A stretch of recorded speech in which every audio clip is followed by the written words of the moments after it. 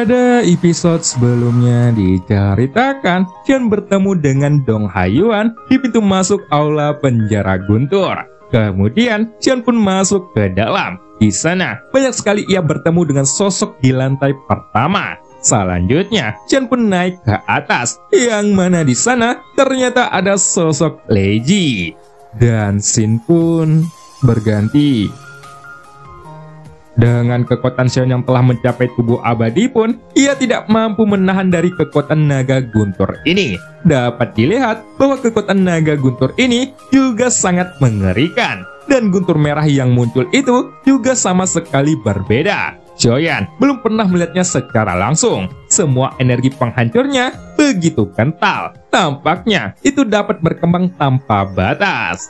Kemudian, setelah cukup lama, hujan guntur yang turun saat ini tidak lagi setebal sebelumnya. Melainkan, itu berubah menjadi seberkas cahaya yang terlihat lurus sepanjang puluhan kaki dan langsung menyelimuti sosok Xion sepenuhnya. Kelainan saraf pada tingkat rendah ini memungkinkanku untuk menerobos lagi. Tetapi, itu adalah ancaman besar bagi esensi darahnya. Itu setara dengan perpaduan darah, dan faktor resikonya sangatlah tinggi. Namun, ini seharusnya menjadi pilihan tercepat dan terbaik jika aku ingin melangkah lebih jauh dalam hal tubuh fisik. Gumam Xion di dalam hatinya. Setelah itu, Chen pun menggertakkan giginya. Dia tahu apa bahaya jika menelan esensi darah ini. Jadi, dia sedikit ragu. Tapi, ketika sudah mempertimbangkannya dengan hati-hati, Chen perlahan membuka mulutnya. Dan dia langsung menelannya. Detik berikutnya, seperti yang diharapkan. Pada saat Chen menelannya, seluruh tubuhnya pun tiba-tiba dipenuhi dengan cahaya keemasan yang menyilaukan. Tidak hanya itu, energi dan darah di tubuhnya juga melonjak dengan liar. Dan sebagian besar organ tubuh Xion menolak esensi darah yang kuat ini.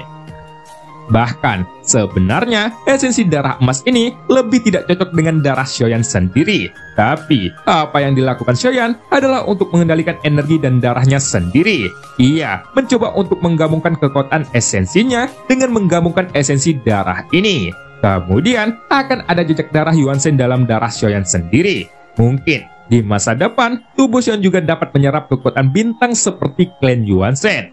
Tapi, itu memang akan sangat beresiko untuk melakukannya. Namun, begitu berhasil, tubuh fisiknya bisa terlahir kembali. Tentu saja, Xion bukan orang pertama yang melakukan ini. Tapi jelas, sejak zaman dahulu, jarang ada orang yang berhasil. Bahkan, jika klan Yuan Shen sombong pada saat itu, mengetahui teknik tersebut, mereka akan langsung membatasi siapapun yang melakukannya. Tapi, sampai saat ini, hampir tidak mungkin ada orang kuat yang mampu menggabungkan esensi darah klan Yuan Shen dengan tubuhnya sendiri untuk melakukan kultivasi. Dan jika Xion berhasil, ia adalah satu-satunya yang bisa melakukan hal tersebut. Segera setelah itu, Xion pun menggertakkan giginya. Lalu, dia berusaha mengendalikan semua energi dan darah di tubuhnya, yang seperti gelombang laut ketika bercampur dengan esensi darah emas. Namun ternyata, penolakan seperti yang dibayangkan oleh Xion tidak kunjung muncul. Bahkan sebaliknya, esensi darah itu langsung bergabung menjadi bagian dari dalam tubuhnya dalam sekejap mata. Dan seketika, lautan energi di dalam tubuhnya pun tampak mendidih. Apa? Bagaimana ini bisa terjadi? Ucap Xion langsung berteriak karena takjub. Dan dia tidak menyangka bahwa ini akan terjadi. Sementara itu, naga guntur masih ada. Dan kehidupan Xion pada dasarnya masih di luar kemampuannya. Kalau begitu, aku ingin melihat berapa banyak kehidupan yang dapat kamu lahap dari dalam tubuhku. Gumam Xion sambil mengerutkan keningnya. Tampaknya, meskipun Xion memiliki kekuatan dunia saat ini, waktu untuk melawan serta memperbaiki tubuh fisiknya mungkin tidak terlalu lama. Dan semuanya hanya dalam sekejap mata. Pada saat ini, Xion sudah mengendalikan semua lautan energi di dalam tubuhnya. Dan satu-satunya hal yang bisa dia lakukan sekarang adalah membiarkan lautan energinya itu mengalahkan esensi darah emas. Lalu, setelahnya, Xion hanya bisa menggabungkan kekuatan esensi itu ke dalam darahnya. Lagi pula, tubuh fisik Xion tidak terlalu rendah. meskipun tidak bisa dibandingkan dengan klan Yuansen dan darahnya sendiri tidak lemah, hanya saja di bawah ekstraksi vitalitas yang cepat ini, Xiaoyan terpaksa harus menggertakkan giginya kuat-kuat. Hoi, bocah, apa yang sedang kamu lakukan saat ini? Apakah kamu sudah linglung sampai-sampai melupakan kemampuan dari pagoda emas? Ucap seseorang yang suaranya terdengar di dalam benak Xiaoyan. Xiaoyan tidak tahu harus berbuat apa. Dia yakin bahwa suara ini berasal dari sosok Yanlao. Akan tetapi, Xiaoyan saat ini tidak lagi bergantung pada sosok Yanlao. Ia bukan lagi Xiaoyan yang masih berjuang di tingkat paling rendah. Dan saat ia tumbuh dewasa mengenai pagoda emas, Xiaoyan merasa bahwa benda itu menjadi lebih misterius dan lebih kuat. Tentu saja, kekuatannya bukanlah segalanya di pagoda emas. Sebaliknya, semua yang ada di pagoda emas itu tampaknya telah ditempatkan di dalamnya oleh seseorang. Dan seperti yang diharapkan, semuanya dilakukan oleh sang dewa tertinggi. Adapun rahasia seperti apa yang ada di dalamnya itu masih belum diketahui. Cara terbaiknya adalah hanya dengan terus tumbuh. Maka, Xiaoyan dapat membuka lebih banyak rahasia tentang keberadaan pagoda emas ini. Bahkan, jika Xiaoyan mampu memikirkannya dengan hati-hati, pagoda emas ini sebenarnya dapat memeriksa dan menyeimbangkan kekuatan dunia. Sehingga, semuanya dapat menjadi stabil satu sama lain di dalam tubuhnya. Jadi, yang Xiaoyan inginkan adalah esensi darah emas ini memasuki pagoda emas dan membuatnya mendominasi. Mungkin itu juga dapat menekan atribut esensinya. Apa yang orang ini lakukan? Mengapa auranya malah semakin melemah? Ucap Leji sambil memandang sosok Xiaoyan di udara. Seluruh tubuhnya terlihat sangat kering, pakaiannya juga tampak longgar, dan penampilannya ini benar-benar terlihat sangat aneh. Bukankah seharusnya dia mampu menahannya? Ucap Leji yang tidak bisa lagi menahan rasa khawatirnya. Meskipun dia tidak sudi, dia tetap tidak ingin Xiaoyan gagal. Lagi pula, untuk menghidupkan kembali klan Guntur di masa depan, Leji masih harus mengandalkan sosok Xiaoyan ini. Tapi, tiba-tiba badai yang lebih kuat kembali muncul dan terus menerjang ke arah Xiaoyan. Sementara itu, 4 kekuatan dunia telah menjadi penghalang Xiaoyan saat ini, dan itu mampu memblokir sebagian besar kekuatan penghancurnya. Sampai saat berikutnya, tubuh layu Xiaoyan pun tiba-tiba meledak dengan cahaya keemasan, dan samar-samar terlihat di antara alisnya ada bayangan bintang yang muncul hanya sekejap. Dan sebetulnya, bayangan bintang itu tidak benar-benar muncul. Tidak hanya itu, vitalitas yang kuat juga dengan cepat meletus dari tubuh Xiaoyan. Dan penampilannya yang sebelumnya kurus kering itu segera pulih dalam sekejap. Semua anggota tubuhnya kembali tumbuh, dan dia langsung kembali ke kondisi puncaknya. Di sisi lain, Leji juga dapat merasakan peningkatan pada aura Xiaoyan yang menjadi lebih kuat. Dan Xiaoyan sendiri juga tidak menyangka bahwa dengan mendengarkan nasihat dari sosok Yanlao untuk menggunakan pagoda emas sebagai perantara. Padahal itu hanya menenangkan esensi darah yang gelisah di tubuhnya. Tapi efeknya sangat luar biasa. Namun, meskipun sumber energi di dalam tubuh Xiaoyan telah meningkat banyak, tetapi tubuh fisiknya pada dasarnya belum membuat terobosan. Tapi untungnya, dia sudah menemukan arah kultivasi untuk tubuh fisik berikutnya. Dalam cahaya guntur, sosok Xiaoyan terlihat sangat tegak, dan saat ini masih ada 9 sambaran terakhir untuk melanjutkan. Lalu, ketika Xiaoyan mengangkat kepalanya, naga guntur di langit masih belum berhenti dan terus menyerang. Namun tiba-tiba, pupil mata Xiaoyan pun langsung menyusut. Itu karena tampaknya inti guntur ini benar-benar bertindak karena kepolosannya. Detik berikutnya, cahaya guntur di atas kepala Xiaoyan dengan cepat bertambah kuat. Cahaya guntur ini dipenuhi dengan gelombang energi yang sangat merusak. Dan ketika semakin pudar, area sekitar sepertinya terhisap oleh sesuatu yang cukup kuat. Hayo, biarkan aku melihat kekuatan naga guntur sampai akhir.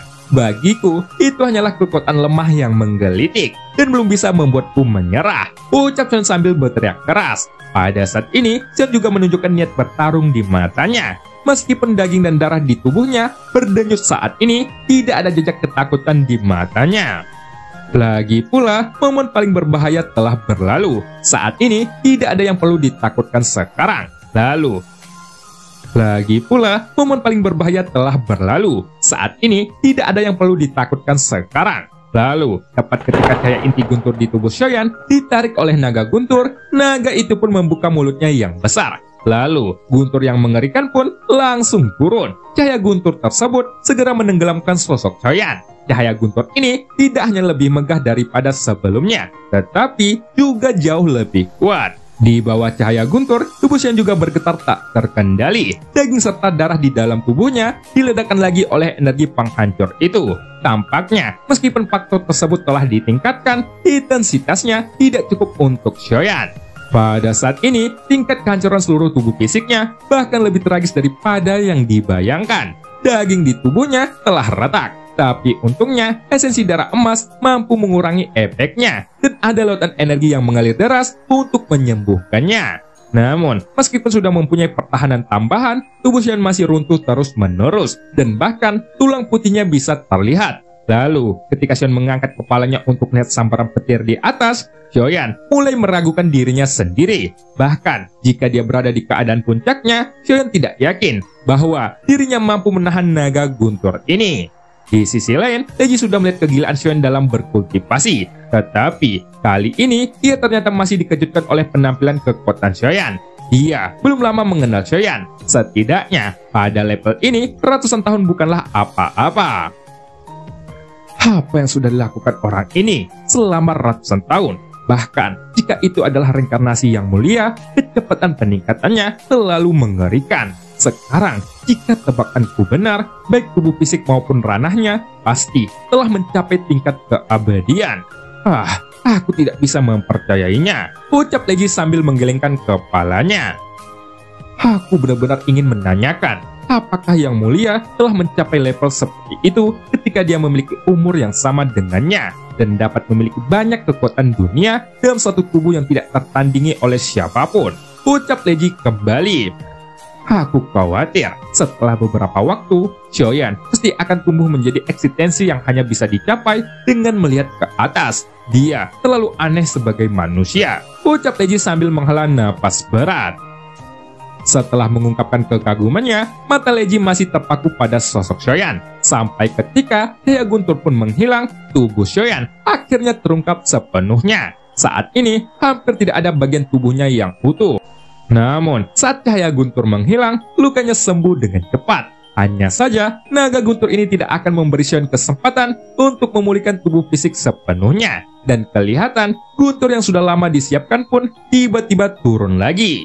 Detik berikutnya, para kultivator yang sebelumnya merasa sedikit lebih rileks pun tiba-tiba merasa bahwa ada sesuatu yang membuat mereka hampir kehabisan napas.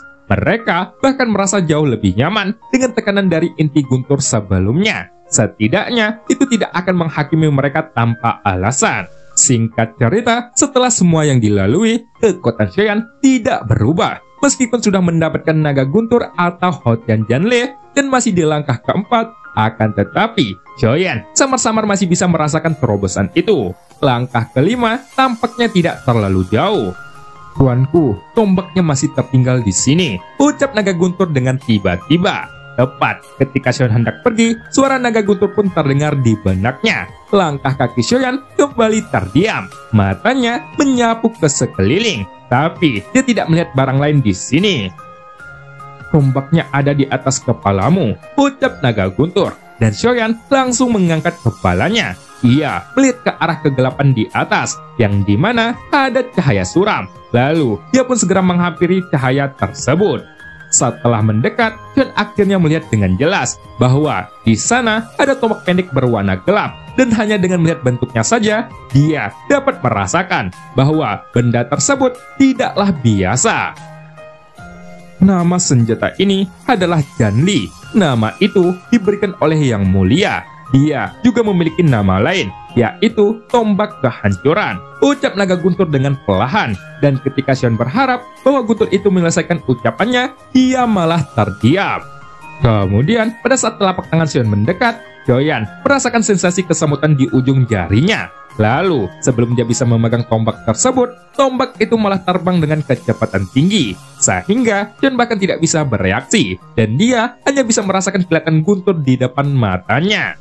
Setelah itu, pupil mata Xion pun segera menyusut, dan ketika dia menundukkan kepalanya, sebuah lubang darah pun muncul di perutnya. Tapi, tanpa diduga, lubang darah di perutnya itu langsung sembuh dalam sekejap. Sementara itu, saat Xion menyebarkan kekuatan jiwanya, dia mendapati bahwa tombak tersebut tidak dapat terdeteksi. Namun nyatanya, Xion tahu bahwa tombak pendek ini masih ada di ruangan ini. Tapi tampaknya kecepatannya sangat luar biasa dan daya ledakannya juga sangat kuat. Jadi, Xion tidak tahu di mana dia bersembunyi. Aku menemukanmu, gumam Xiaoyan. Lalu segera sayap emas hitam pun tiba-tiba muncul di belakangnya. Dan dia langsung bergerak menuju sudut tenggara. Di sana memang ada sebuah tombak yang ditanam dalam kegelapan. Tapi, lagi-lagi dengan satu tarikan napas, tombak tersebut kembali menyerang Xiaoyan. Dia menghancurkan lengannya dengan mudah. Akhirnya, tombak tersebut pun kembali menghilang dari jangkauan Xiaoyan. Namun, semakin tindakannya agresif seperti ini, hal tersebut jelas akan segera membangkitkan minat Xiaoyan. Sekarang, selain penguasa berat yang ada di punggungnya, Xiaoyan memang masih kekurangan senjata tempur dan membutuhkan senjata kuat lainnya. Apalagi fungsi tombak ini sangatlah jelas, yaitu bisa digunakan dengan jantung api serta inti guntur. Tentunya, senjata merupakan persediaan yang paling sedikit dimiliki oleh Xiaoyan.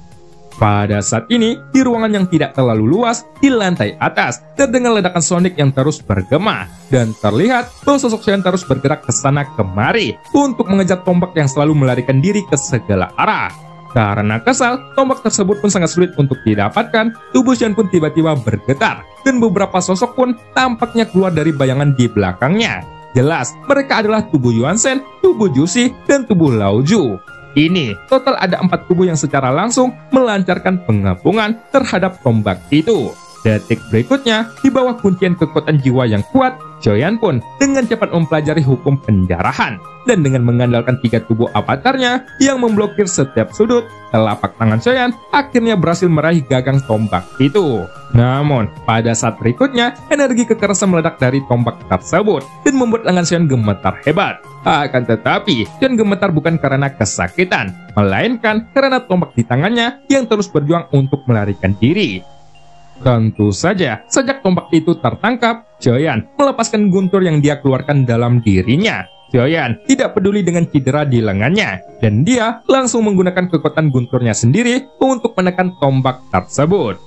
Pada saat yang sama, semua tubuh avatarnya pun kembali bergabung menjadi bayangan Xiaoyan. Lalu, di antara alis Xiaoyan, ada jejak Dewa Iblis pun berkedap-kedip. Dan ditambah dengan tubuh Yuan Shen, energi serta darah yang lebih kuat pun meletus, sehingga luka Xiaoyan sembuh lebih cepat. Jika kamu benar-benar tidak mau, aku akan menyegelmu, ucap Xiaoyan dengan ekspresi dingin. Dan jika benar bahwa tombak ini memiliki jiwa, dia seharusnya bisa memahami apa yang dikatakan Xiaoyan. Namun, dia malah mengabaikannya dan tidak menanggapinya. Jadi, Xiaoyan pun menapuk si Goyan. Apakah ada penghalang untuk menyegel senjata ini? Ucap Xiaoyan. Tentu saja, tidak ada sesuatu yang tidak bisa Tuan Goyan ini segel. Dan senjata berkualitas rendah seperti itu dapat disegel dalam beberapa menit saja, ucap si Goyan dengan percaya diri. Pada awalnya, ia tampaknya tidak tertarik. Tetapi, selang beberapa lama, pandangannya pun berubah saat memandang tombak di tangan Xiaoyan. Apakah kamu mengenalnya? Tanya Xiaoyan yang langsung menyadari keanehan di mata si Goyan yang terlihat sangat jelas. Jika si Goyan mengikuti sang dewa tertinggi dari awal, tombak ini adalah senjata yang digunakan olehnya. Keduanya mungkin benar-benar mengenal satu sama lain. Hei, bola jiwa sialan, ucap tombak itu dengan perlahan. Benar saja, seperti yang Xiaoyan harapkan, tombak itu memiliki jiwa. Karena jika tidak, tombak ini tidak akan bisa bergerak dengan sendirinya. Bola jiwa, kamu mencari kematian, ucap tombak itu sambil berteriak. Segera muncul kekuatan besar yang langsung mampu melepaskan diri dari telapak tangan Xiaoyan dan menusuk ke arah si Goyan. Namun, dengan mudahnya, si Goyan hanya melepaskan cahaya biru dari matanya. Dan seketika, tombak itu pun terdiam di tempat. Dari sini, terlihat bahwa si Goyan ini tampaknya adalah senior ketika bersama Jusang. Hei, tombak bencana, kita sudah lama tidak bertemu. Kenapa kamu begitu agresif? Tenanglah dulu, saat ini aku datang bersama Yang Mulia. Bagaimana mungkin kamu tidak mengenalnya? Ucap si Goyan dengan perlahan. Setelah semua yang kamu lakukan kepadaku dahulu, Goyan, aku tidak akan pernah mengajakmu bermain lagi, ucap tombak itu dengan penuh amarah. Dan sepertinya dia sudah lama membenci sosok si Goyan ini. Yang Mulia sudah lama mati. Setelah sekian lama, mengapa kamu masih tidak membaik sama sekali? Mungkin alasan utamanya adalah karena otakmu belum tumbuh sama sekali. Jadi, akui saja kesalahanmu. Tenang saja, Tuan Goyan ini pasti akan memaafkanmu, ucap si Goyan dengan nada tidak berdaya. Hei, Goyan, abaikan saja dia. Karena dia tidak menyalahkanku, dan aku juga tidak memaksamu untuk menyegelnya di sini. Kita harus pergi, ucap Xian dengan perlahan, dan si Goyan pun hanya mengangguk. Setelah itu, si Goyan pun memandang tombak bencana itu dengan penuh penyesalan. Jelas, dia telah mengikuti Xian untuk waktu yang lama, dan dia kurang lebih sudah menguasai beberapa rutinitas Xian. Jadi, dia mengerti apa maksud Xian, dan sengaja bermain keras untuk sampai ke sini. Goyan, apakah menurutmu dia adalah yang mulia? Tanya tombak pemburu bencana itu dengan ragu. Tentu saja, dia belum pernah disegel di sini sebelumnya, dan dia tidak senang jika harus diperlakukan seperti itu. Benar sekali, dia adalah yang mulia. Lantas apa masalahnya? Tanya si Goyan sambil memandang tombak itu dengan kesal. Tidak mungkin, auranya sangat lemah. Aku tidak menyangka kamu akan menyerah pada sampah semacam ini, ucap tombak itu dengan marah. Namun, begitu dia selesai berbicara, naga guntur pun muncul seperti ilusi.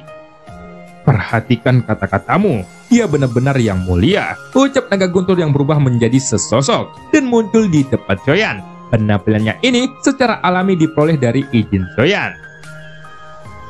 Naga guntur, apakah kamu juga menganggapnya sebagai yang mulia? Tanya tombak itu dengan bingung. Jelas, dia tidak menduga bahwa ada kekuatan kuno lain yang mengakui keberadaan pemuda lemah itu. Lebih tepatnya, dia adalah reinkarnasi dari yang mulia. Hanya dia yang memenuhi syarat untuk menjadi tuanku, ucap naga guntur dengan tegas. Singkat cerita, setelah naga guntur menjelaskan bahwa Xian adalah reinkarnasi dari sang dewa tertinggi, si tombak bencana itu pun terkejut bukan main. Lalu, sikapnya yang pada awalnya arogan, kini tiba-tiba penuh dengan kesopanan ketika berbicara kepada Xian. Bahkan sekarang, tombak bencana itu memutuskan untuk menjadi pengikut Xian. Sementara itu, sesudah Xian mendapatkannya, dia mencoba teknik milik Teren. Xian dengan cepat mengalirkan energi guntur pada tombaknya itu. Dan ketika dia melemparkan tombak tersebut, kecepatannya benar-benar tidak dapat dilihat oleh mata telanjang. Tombak bencana ini adalah perantara untuk mengubah arah serangan kilatan guntur. Taktik semacam ini memang baru dan seringkali bisa mengejutkan lawan. Ini cukup berguna bagiku, gumam Xian sambil menarik kembali tombaknya. Di sisi lain, beberapa hari setelah Xian yang tiba di dunia dewa kuno, 10 raja jiwa yang sudah kelelahan karena pertarungan di aliansi dewa abadi, mereka pun akhirnya kembali ke kuil langit dari tempat-tempat yang tersebar. Ini benar-benar menjijikan. Jika bukan karena melemahnya kekuatan kita pasti akan pergi ke dunia dewa kuno dan membalaskannya dengan cara yang lebih mengerikan, ucap Mingyo yang memiliki ekspresi suram, dan rasa kesalnya ini tampaknya sudah hampir meledak. Aku harus mengatakan bahwa dengan kekuatan kuil langit saat ini memang masih kurang, dan aku khawatir tidak ada cara untuk bersaing dengan dunia dewa kuno jika kita kembali bertemu dengan mereka, ucap Jan Suang. Aku pikir mungkin kita bisa membiarkan dunia Taisu campur tangan, karena tujuannya juga sama dengan kita, dan itu tidak bisa dihindari. Lagi pula, sang ratu sangat cantik. Suatu hari, aku ingin mencicipi seperti apa wanita milik sang dewa tertinggi itu, ucap pusing sambil menjilat bibirnya. Apakah maksudmu kita harus bergabung dengan dunia Taisu? Tapi, jika demikian, aku khawatir kita semua akan dikendalikan oleh pihak dunia Taisu. Bahkan, jika kita ingin bergabung sekarang, ini bukanlah waktu yang tepat, ucap Yiyuan sambil menggelengkan kepalanya. Tampaknya, meskipun kekuatan Yiyuan bukan yang tertinggi di antara 10 raja jiwa, tidak ada yang akan mengganggunya ketika dia berbicara. Dan memang, Yiyuan diakui oleh semua raja jiwa dalam hal akal. Dan cerita pun berakhir. Sampai jumpa di episode selanjutnya. menjamur topi di tepi tempayan. Siapkan kopi dan rokok, baru enak nonton Shoyat.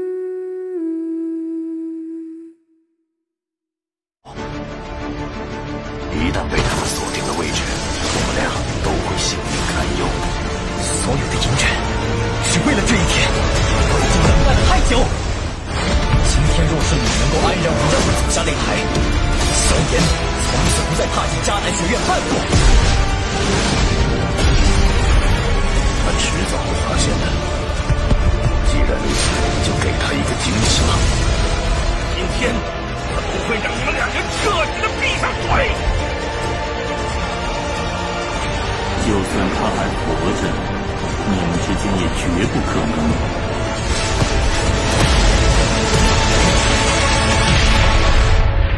加玛帝国云岚宗，萧炎回来了。